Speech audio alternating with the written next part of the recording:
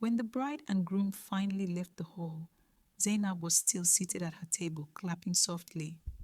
She was 40 years old, 5 feet 8 inches tall, and alone. Around her, chairs scraped against the floor as guests stood up to leave. Laughter echoed. Children ran between tables.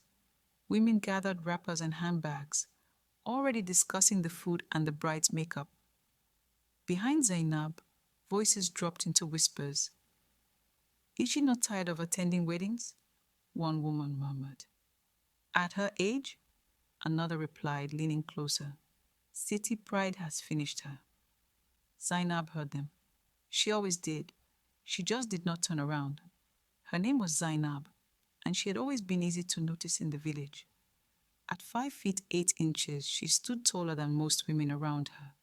When she walked, heads turned, not because she demanded attention, but because she carried herself with quiet certainty. Her smooth, dark skin caught the light softly, untouched by hurry or bitterness. Her eyes were wide and calm, the kind of eyes that had learned patience from disappointment. Her lips were full, but they rarely rushed into laughter. Zainab was not loud. She did not argue. She did not explain herself to people who had already decided what to think. She grew up in a village where life followed a fixed order. Girls went to school until fees became a problem. Then they stayed home. Marriage followed quickly. Children came early. That was how it had always been. By 16, most girls already knew which compound they would marry into. By 18, many were already mothers. Dreams were allowed, but only briefly, like visitors who could not stay long. Zainab had friends, many of them. They fetched water together in the early mornings, balancing heavy buckets on their heads, while gossip floated through the air. They washed clothes by the river, laughing as soap bubbles drifted away. They shared food when one house had nothing, sitting on low stools, eating from the same plate. They called themselves the Pearls back then, not because of jewelry, but because they believed each of them had worth, even if the world treated them cheaply. Under mango trees, they shared dreams. I want to be a nurse, one said, hugging her knees. I want to work in an office, another said, her eyes shining. I just want to leave this place, Zainab whispered one afternoon, staring at the dusty road that led out of the village. They laughed after each dream, not because the dreams were funny, but because hope felt dangerous. Only one of them ever got the chance. Zainab's mother sold food by the roadside, from early morning until sunset. She stirred pots, saved customers, and wiped sweat from her face. Her father did small jobs, repairs, farm work, anything that brought money home. They were not lazy people.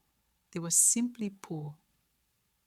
So when a distant family friend in the city offered to sponsor one girl to continue school, the entire village became restless.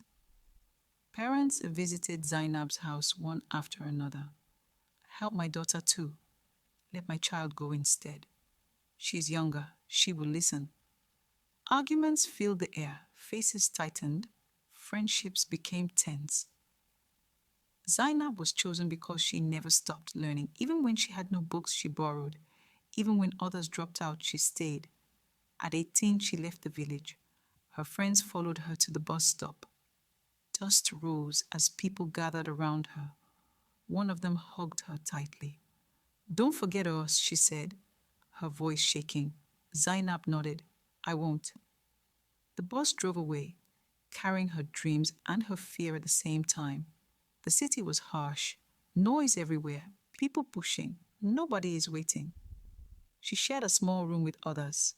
Thin mattresses on the floor, no privacy, no silence.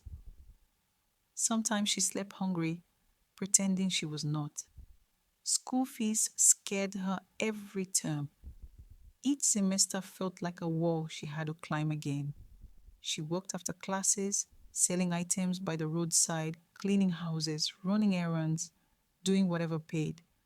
Some days, she cried quietly into her pillow.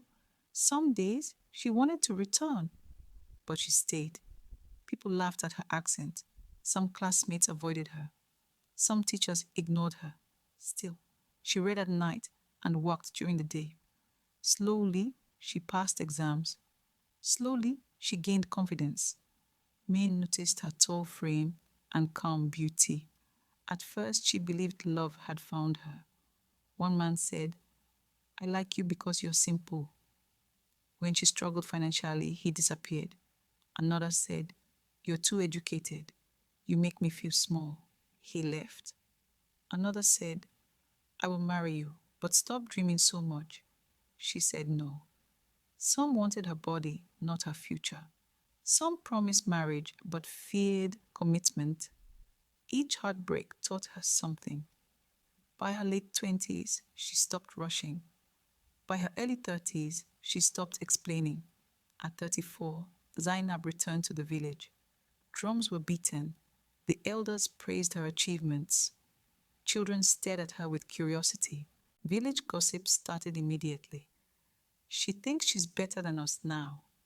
City life has spoiled her. She will never find a husband. Suitors came. One said, I will take care of you. Just stay home. She replied calmly, I didn't suffer to stay small. Another said, you are too old to be picky. She smiled.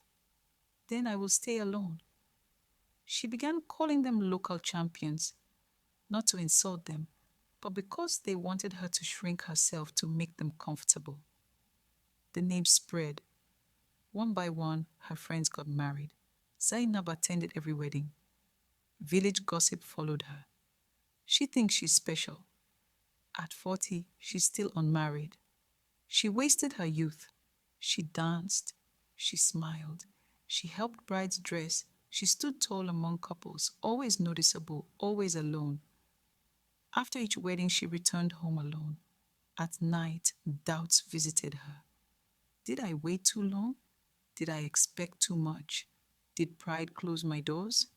She sat quietly and remembered why she refused to settle.